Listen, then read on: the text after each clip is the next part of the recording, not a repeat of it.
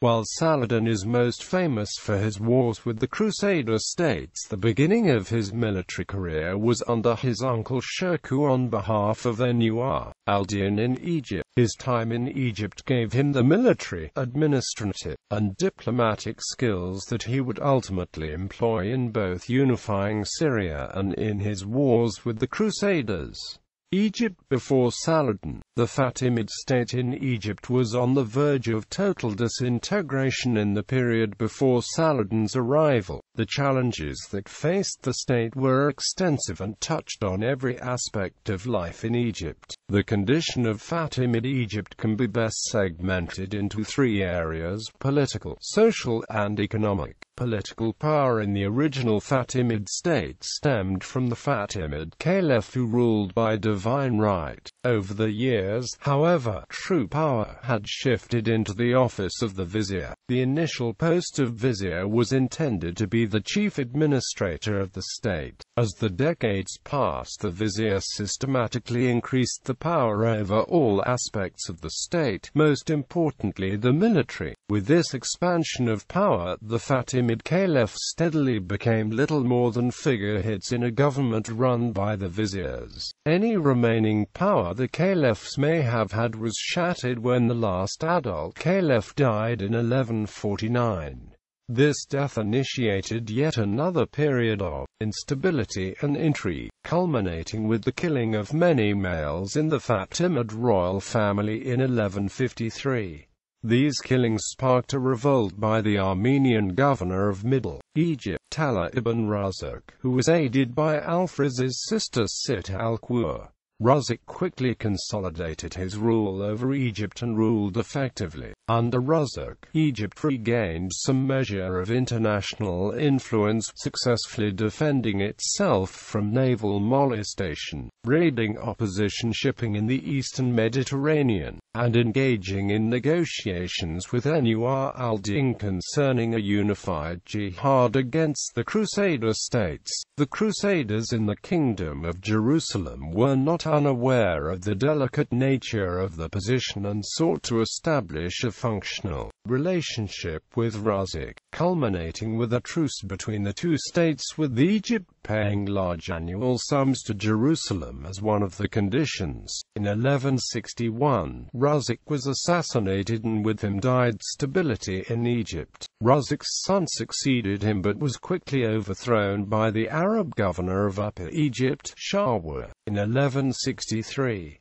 In the same year, Shirkuh himself was almost immediately overthrown by a courtier named Durgam. Shirkuh fled Egypt and sought aid from Nur-al-Din in Syria. The internal chaos of 1163 spilled over onto the international arena when the new king of Jerusalem, Amalric I, undertook a punitive campaign in Egypt in response to the failure of the Egyptian to pay their annual tribute. Amalric's campaign was stopped not by the Fatimid military, but rather the flooding Nile that crippled his army while they laid siege to the town of Bilbis in northern Egypt. Social. The Fatimid Caliph's claim to power was based on the belief that the Fatimid Caliph is the divinely appointed imam of the descendants of Ismail ibn Jafar. The official doctrine was a branch of the Ismaili sect of Shi'ism. For further information on Fatimid doctrine, please refer to Da'im al-Islam written by Al-Qadi al-Newman. This sect was viewed as heretical not only by the Sunni Caliph in Baghdad, but also by many Shiites.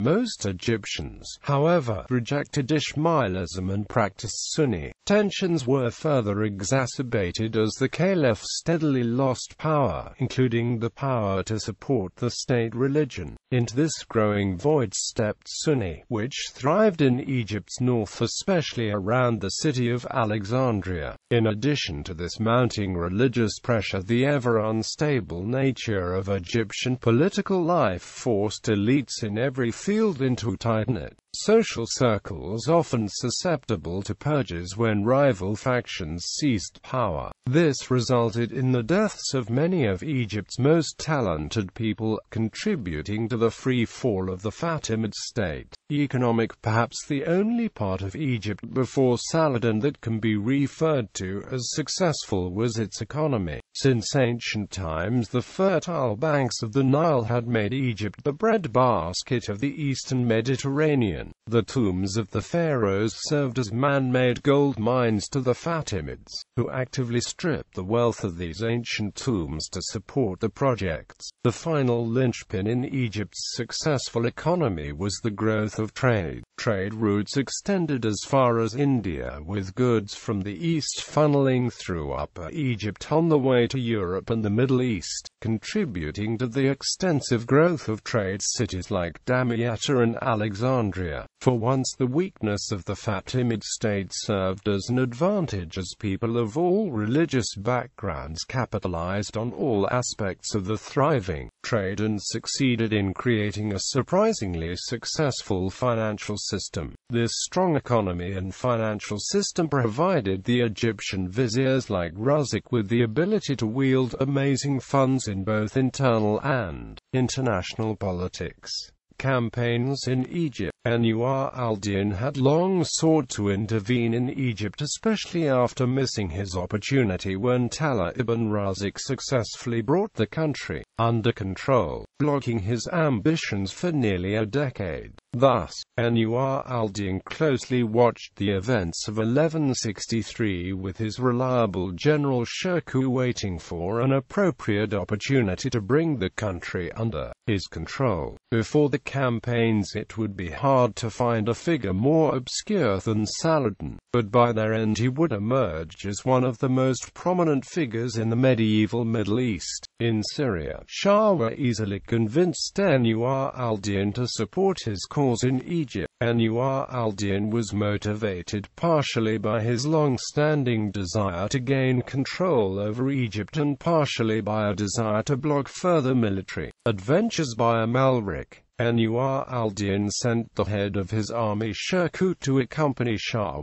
back to Egypt and return him to power. The force set out in May 1163 and quickly entered Cairo, where they deposed Dergham. Once Dergham had been overthrown, however, it quickly became clear that Shah was not going to uphold his agreement, neither paying tribute to Anwar al-Din or giving Shirkuh's troops the fiefs he had promised. Shah then entered into negotiations with Amalric in an attempt to garner support against his former benefactor. He ultimately enticed Amalric into an alliance against Anwar al-Din by making several concessions, including the release of Christian prisoners and submitting to the Kingdom of Jerusalem. Together, Amalric and Shah marched on the city Bilbis, which Shirkuh was using as his base.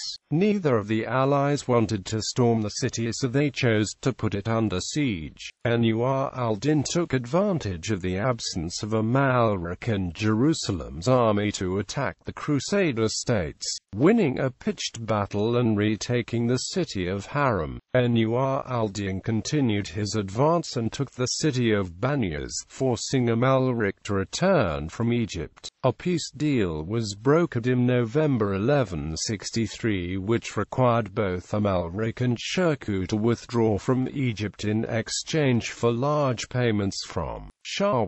Shah emerged as the ultimate victor, having both gained personal control of Egypt and having avoided submission to either Anwar al-Din or Amalric. The ambitious Shirkuh was discontented with the result of the 1163 campaign and began preparing for a new invasion of Egypt. Shah was aware of Shirkuh's intentions and entered into a negotiation with Amalric to renew their alliance in the event of Shirkuh's invasion. In late 1166 and early 1167, Shirkuh, again with Saladin, attacked Egypt with Anwar al-Din's support. Amalric and Shah quickly mobilized against Shirkuh's coming force. Shirkuh managed to avoid Amalric's army in the open and travel south into Egypt and used the west bank of the Nile to stave off an attack from the combined forces of Amalric and Shah.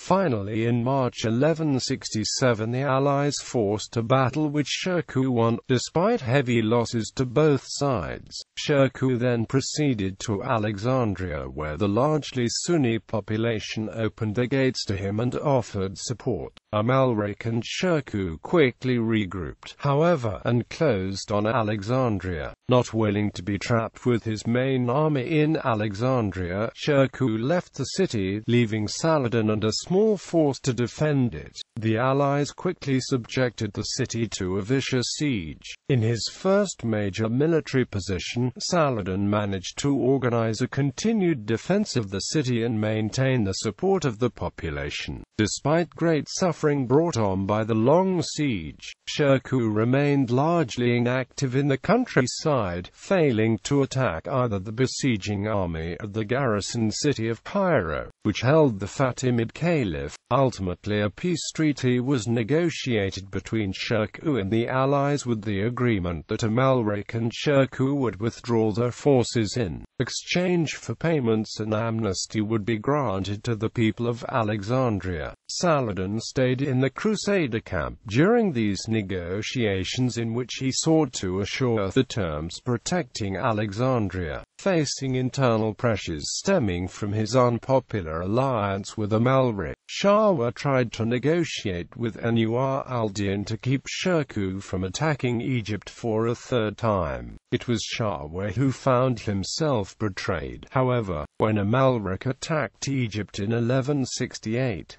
Amalric quickly captured the city of Bilbis in early November and massacred the population that had frustrated him twice in 1163. He then quickly marched on Fustat, the official capital of Egypt, before Shirkuh could gather his forces. Shirkuh responded by burning the city before Amalric could take it and use it as a base against Cairo. Unimpressed by Shirkuh's actions, Amalric besieged Cairo and attempted to storm the city. With the enemy at the gates of his city, the Fatimid Caliph, Saladin, requested aid from Anwar al-Din. Anwar al-Din quickly ordered Shirkuh to return to Egypt. Shirkuh again recruited Saladin, who apparently took convincing following the hard times he had endured at Alexandria. Shirkuh left for Egypt in December 1168. Hearing of Shirkuh's arrival in Egypt in January 1169, Amalric quickly negotiated a truce with Shirkuh and returned to Jerusalem. With the support of Saladin, Shirkuh entered Cairo and opposed. Saladin then personally arrested Shirkuh and brought him to Saladin, who ordered Shirkuh's execution. Shirkuh was appointed the new vizier and gave Saladin a high administrative position. Shirkuh died shortly afterwards, in March 1169, after an exceptionally large and rich meal. Saladin was then selected from Shirkuh's emirs to become the vizier. Saladin's vizierate. The ascension to the vizierate was clearly a defining moment in his life. He married for the first time. The Fatimid state he inherited was every bit as unstable as the one Shirkuh had seized, but Saladin faced the additional challenge of being a foreign occupier. This challenge was increased because Saladin's overlord, Anwar al-Din, knew little of his diseased emir's nephew, other than that he was from the famously ambitious Ayyubid family. Thus, Saladin's time as vizier can best be judged as trying to repair the political and social situation in Egypt while under constant scrutiny from Anwar al-Din, who believed that the addition of Egypt's resources to his Syrian empire is one of the final steps towards completing his jihad against the Crusader States. Political. Saladin almost immediately faced challenges from the established pro-Fatimid military and civilian elites, who feared that the presence of a foreign Sunni vizier would result in the destruction of their dynasty. A conspiracy against Saladin by these elites formed in 1169 centered around the black eunuch who served as majordomo of the caliph's palace.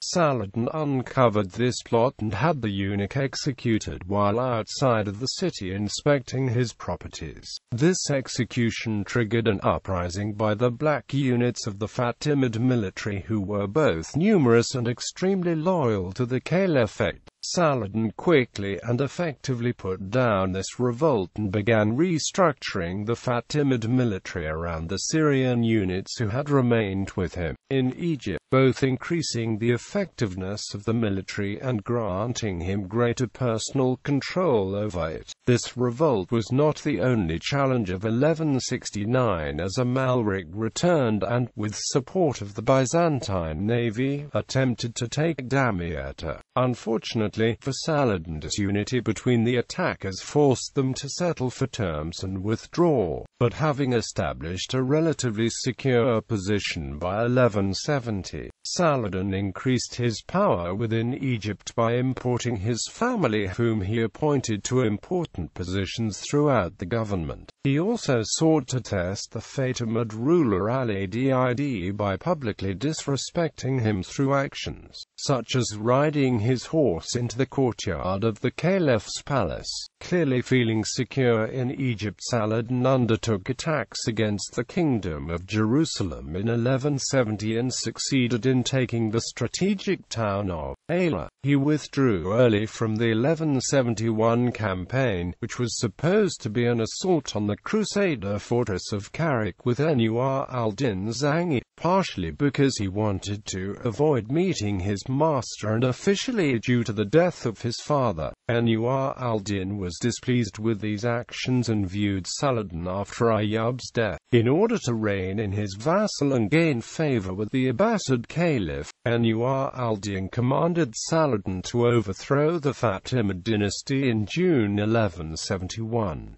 Unwilling to take more revolts, Saladin waited until Al-Adid's timely death to officially end the dynasty of the Fatimids, which he did on September 17, 1171 by having the Friday sermons across Egypt said in the name al-Mustadi, the Abbasid Caliph. Social though he did not disband the Fatimid Caliphate until 1171, Saladin actively sought to spread Sunnism as soon as he became the vizier. He established numerous mosques and madrasa in order to further the spread of Sunni beliefs. This move was extremely popular amongst the majority Sunni population, and by systematically appointing Sunni jurists to legal positions throughout the state, Saladin tactfully eliminated any opposition he might encounter from the religious establishment when attempting to disband the Fatimid Caliphate. Another hallmark of Saladin's effective rule was his willingness to accept useful Egyptian elites into his administration. None of these were more important than Qadi al-Fadl, a brilliant jurist from Ascalon, who had served Shirkuh and briefly Shirkuh before coming into the service of Saladin. Men like Qadi al-Fadl provided Saladin with more than just their ample skills,